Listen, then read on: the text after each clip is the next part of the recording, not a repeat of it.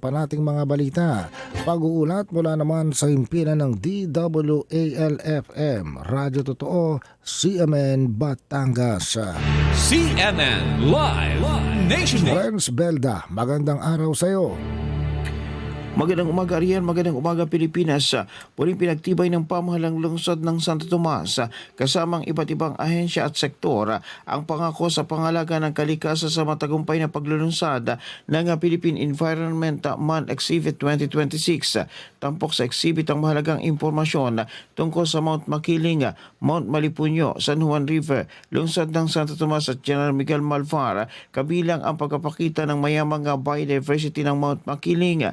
Lain ng programa na higit pang mapalawak ang kamalayan ng publiko sa kahalagahan ng pangalaga at konserbasyon ng likas na yaman. Isinagawa rin ang commitment wall signing bilang simbolo ng support at pangako ng mga kalahok sa pagsusulong ng mga programang pangkapaligiran. Naging bahagi rin ng aktibidad ang iba't ibang exhibit areas tulad ng Eco Tarp Bags, Eco Pillows, Eco Apron, Seedling Display at Photo Booth, gayon din ang information board na nagbibigay ng dagdag kaalaman sa mga dumalo. Patuloy na isinusulong ng lungsod ng Santo Tomas ang mga programang nagtataguyod ng pangalaga sa kalikasan sa pamagitan ng patuloy na suporta ni Mayor Atty. June Marasigan kasama ang mga miyembro ng sangguniang panglungsod.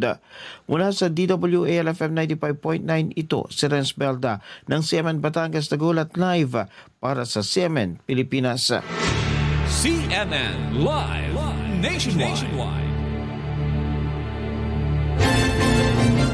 Maraming salamat, Renz Belda, mula po sa himpilan ng DWALFM, Radyo Totoo, CMN Batangas. Samantala,